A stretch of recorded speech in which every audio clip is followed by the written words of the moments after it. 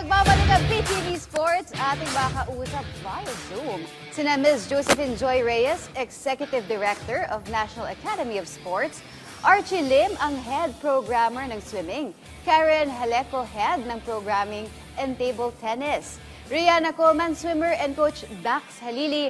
Magandang umaga po sa inyong lahat. Magandang umaga po sa inyo. Morning. Good morning. Good morning. Partner, jam-pack tayo Oo. this morning. Panel talaga ang ating discussion this morning. Pero partner, simulan siguro natin. Paliwanag muna ng ating guest, siguro si Ma'am Josephine, ang best one na makakapagpaliwanag na ito. What exactly is National Academy of Sports and ano po ang layunin nito sa pagpapa-enhance ng ating sports programs? Hello, Meg and Ralph. Unang-una, maraming salamat for inviting us and for giving us the opportunity here to share with you what National Academy of Sports is. And of course, we want also to highlight our training programs, how we support our athletes. Again, thank you PTV4 for inviting us. The National Academy of Sports, we are mandated to provide secondary education, quality secondary education with a special curriculum on sports, and at the same time provide quality training program. Okay, so initially I would like to give credit, Meg and Raf, to our program heads. Kasi kung wala po sila, yung mga programa ng ating mga focus sports will not be properly implemented and will not be properly executed, no? So our program heads who represented, actually kasama natin dito sa panel, I'm so proud that they're here, Coach Archie and Coach Karen, who represented our country in various international competitions, of course during their time as athletes. And they're also affiliated in their respective NSAs, no? Kaya yung mga composition ng National Academy of Sports are high profile, no, ang ating mga program heads. So with them, they also have their respective head coaches. We also have a strength and conditioning coaches to ensure that sports science approaches are applied in their training programs. Megan, Raf, I would also want to add lang the kind of support that NAS is giving to our athletes. We always put premium in ensuring that our student athletes are physically, emotionally, mentally, and psychologically prepared before, during, and even after competitions. No, we bank on most especially when they're outside, when they're competing outside. We make sure that proper nutrition are being given, no? Kasi may mga performances that lalo na ngayon, no, yung recently the table tennis in a day, nakakailang events yan, no? Even just recently also from Bangkok, our swimmers, they have multiple events also in the day, so they really need proper nutrition. And we also provide guidance counseling and welfare services to ensure that our athletes are always in their best state.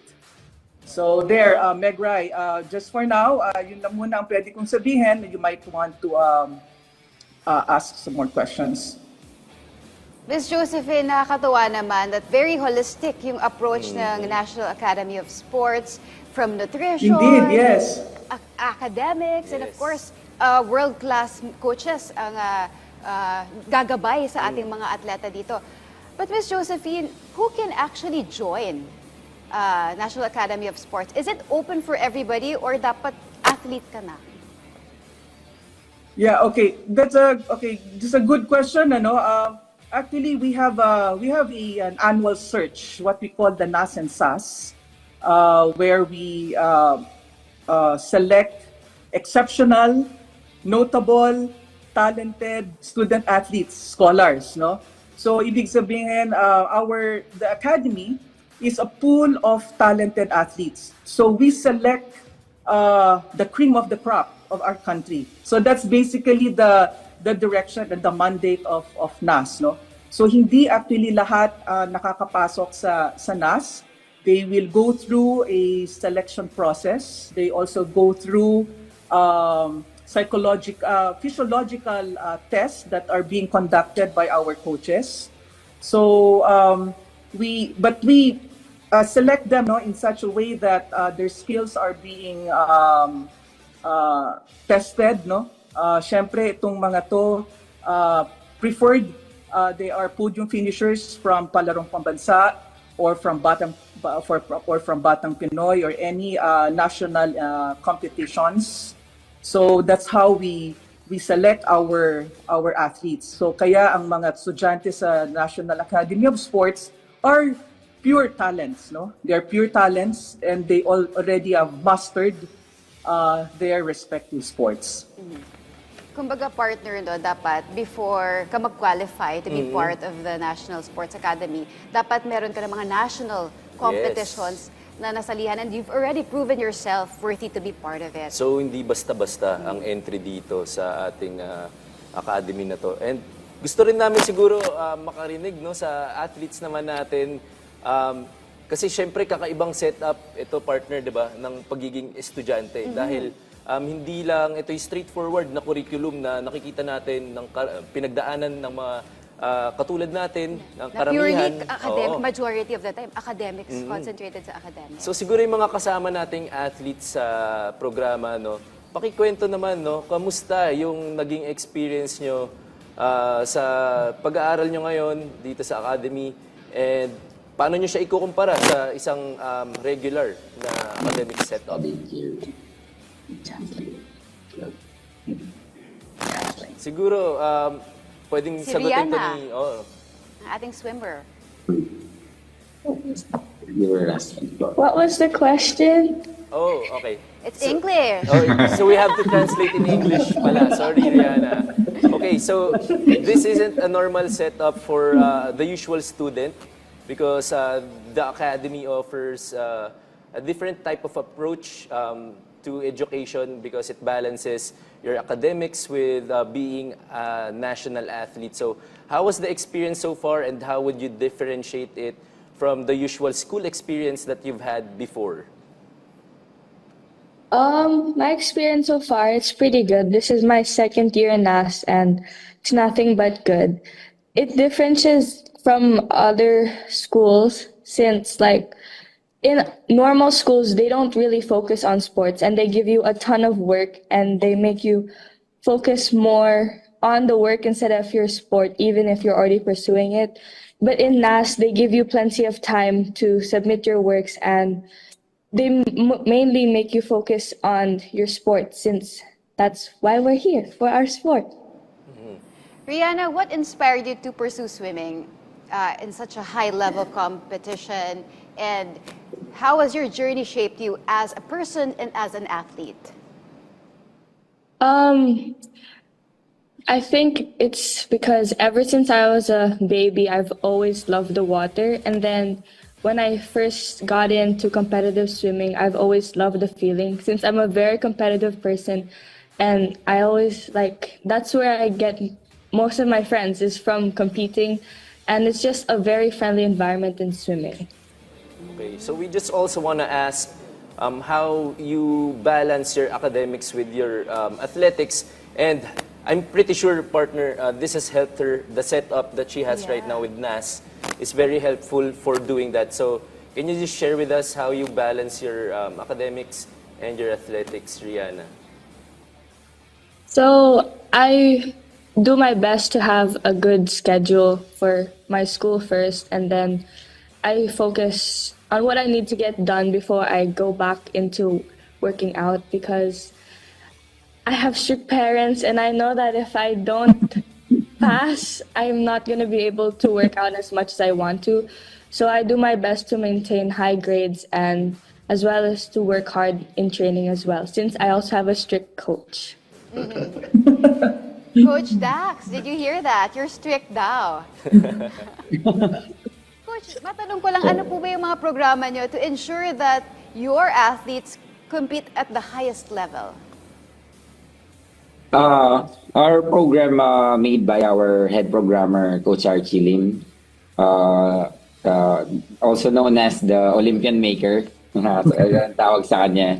Yan, bali po, what I'm doing here is regularly na-assess ko po yung performance data, feedback from athletes and competitions results. As a coach po, kumbaga, ako po yung like implementing the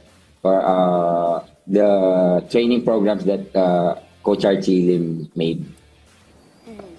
Coach, I just want to add, no, parang dito daw sa NAS, you put pride dun sa inyong system na science-based yung sports ninyo. Can you expound on that? Ano din? Sorry. Sports, you heavily pride on integrating sports science sa inyong pagko-coach. Yes, well, we have our own sports development program, which is made up with our head programmer. Bale, yung program namin, which is sports specific talaga siya for in the individual sports, like sa amin sa swimming. Specific talaga siya na hindi lang siya yung regular na like the training programs from others, but they made it talaga for the athletes to develop international athlete pang sooner or later mga Olympian. Coach, paano po sa tingin nyo makakatulong tong NAS sa pag-shape ng mga bagong new age of athletes, since yun nga, napakaganda ng programang ginagawa nyo ngayon and naka-cater siya specifically, kumbaga, partner, no, customized itong ginagawa nilang serbisyo para sa ating mga atleta. How do you believe this would help in terms of yung future nga ng ating athletes? Coach Archie, maybe you want to answer that? Oh, yeah, hi. Hello. Hello, good morning. Yes, siguro more on, yun nga, as mentioned by ED, this ang program ng NAS, not only in aquatics, is science-based and holistic, but also yun nga, individualized and customized. Remember, as an athlete, hindi lang naman pwedeng all training and like for us, just all swimming. Of course, there's strength and conditioning, there's nutrition, there's the balance of, sports psychology, and all of this stuff na we really try to, kumbaga, develop the athlete, especially mentally. We have to remember, pagka, most of our athletes, pag pumapasok sila sa NAS, they're grade 7, grade 8, mga bata pa sila. So we're also thinking about long-term development. And sa long-term development, very important talaga yung, developing discipline and mental toughness. Yun nga yung sinasabi natin. And even dun sa mga nakakausap nating athletes, partner, no, yung you just don't develop physical strength, but also mental strength. Yes, and correct. makikita nga natin sa NAS na ito rin ang isa sa mga dinedevelop nila. Samantala, question ko naman kay Coach Karen. Coach, what would you say has been the most rewarding part dun sa pagko-coach mo dyan sa NAS? Oh, very rewarding because we created a world champion already with the name of Kevin Keith Isoy Cruz. So he is one of the face of table tennis now because he garnered around like 3 golds in a row at this early stage. And then the table tennis program is like, we're in cloud 9 because we contributed many medals last year, as well as in the Philippine Table Tennis Federation. The athletes, yung mga young athletes namin are going beyond what is expected of them, bringing home gold in table tennis as well as in the National Academy of Sports. Like na-mention nga kanina, no? Hindi lang paglalaro yung pag pumasok ka sa NAS. Being a student here is you have to balance both of your academics as well as your sports performances. Now, we have players here are also competitive in academics. Permit me, I will share this to you. I have 26 athletes and 22 of them are with honors and 5 of them are with high honors. You see, in this school, hindi lang po kami naglalaro. We stick to our mandate, especially with our program in table tennis, and we also coordinate with our support service and also the people behind that are helping us to achieve our dream. Because the next step will be the Youth Olympic Games, and we are preparing for that physically and mentally, and we will apply all the training programs needed by our student athletes here in National Academy of Sports. Alright. Partner, gusto ko lang uli makarinig from Ma'am Josephine kasi this is something revolutionary, no? Wala pang gumagawa nito sa bansa, maliban sa NAS. When you do something like this, no, Ma'am Josephine, ano po ba yung mga hurdles and challenges na hinaharap nyo sa pagpapatakbo nitong institution na to, and ano pa sa tingin nyo yung kailangan na suporta siguro ng NAS para swabe yung pagtuloy-tuloy yung pag-develop natin? Yeah, hi Raf. Actually, yung mga challenges, the challenges are always being experienced every day, ano? And iba't iba yung mga challenges na na-experience namin dito, but of course, these challenges are our best experiences. These are our best opportunities so that we can move on and we can improve our performance and how we can support our athletes. So of course, isa dyan, no? You know, in government, usually ang challenges namin ito yung mga procurement of equipment, but that's very normal naman, ano? But these are the things that we are facing right now, and of course, some budget, yung allocation of budget namin for training, even for competitions, and even the support, no. These are just the things, but we are addressing it. We are also seeking help, no, when we do budget preparation.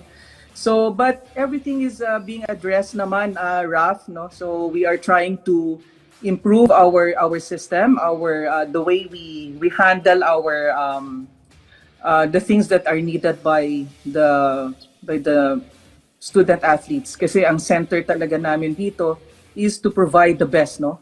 The best services, the best support that we can for our student athletes. Yung mga dati, ano, usually how we can cope, how they can cope with their academics, these are already being addressed. We thank the academic department for supporting this endeavor, since we ensure that our athletes, when they're away, they're being given, they're being provided special learning modality or a flexible learning. So kaya yung aming mga athletes, as Riannah mentioned a while ago, they're given ways, no, to cope with their academics. And also Coach Karen expressed how the composition of our athletes, not only achieving in their sports, performance in sports, but they're also achievers in terms of academics. So these things are nagiging balanse na itong aming mga hinaharap ngayon, no? So now we are already improving how we handle things in the ACADS in school, and even when they are outside competing. So nandoon medyo nakaka-adjust na kami doon, Meg and Raf, no? Kasi yun yung challenge namin, paano yung yung coping mechanism ng mga bata when they're competing, and then when they're training, the times of training, and how we can blend and marry also the teachers and the coaches partnership and cooperation, no? So yun, but we are now already in our transition period, so medyo nakaka-adjust na yung mga bata din. So at least we are able to streamline, no, all our activities and all the things that are needed in school. Ms. Josephine, napakaganda ng mission and vision ng NAS. But how do you ensure the continuity of the development and growth of NAS? Do you partner with both private and the local sectors? Yeah, you know, NAS partnerships and private corporations is really a breakthrough, no? in tapping private resources and even gaining national mileage in support for the optimal development of our athletes. So, most especially ito, very recently, Jollibee, no? Jollibee gave us a 5 million donation, and this is in the form of equipment. So, yung 5 million na yan, it was planned so that they'll be able to help us enhance our existing facilities, and even giving us a more improved equipment for table tennis as well, no? So ito yung magandang cooperation that the private sectors are also sharing also their what you call, ito yung sinishare din nila yung gusto nila lang mangyari for our future Olympians, since this is one of our mandate that our student athletes will also be future Olympians. So it's beneficial for NAS as they see also the improvements and the performances of our student athletes. So, again, no, babalik ako dun sa Jollibee, yung tagline nga nila ng Bidang Saya, with that donation. So we are really, of course, beyond grateful for that donation, and giving our students a fine and better training experiences, as we will be able to accommodate more of them, no? Of course, sa part naman ng mga students, when they realize, or when they learn that they are private sectors that are supporting us. Of course, I also wanted to mention Milo. So it gives them motivation and inspiration, no, to train harder and bring pride to our country. Because of course they see and feel companies they like them, that these companies also believe in the talents of our students. Alright. So, unfortunately, dyan na lang nagtatapos po ang ating oras, and thank you very much sa oras nyo ngayong umaga, Miss Josephine, and the rest of our National Academy of Sports, si Coach Archie Lim, si Coach Dax Halili, si Karen Jaleco, and syempre ang ating athlete na si Riannah Coleman. Thank you po sa inyong lahat.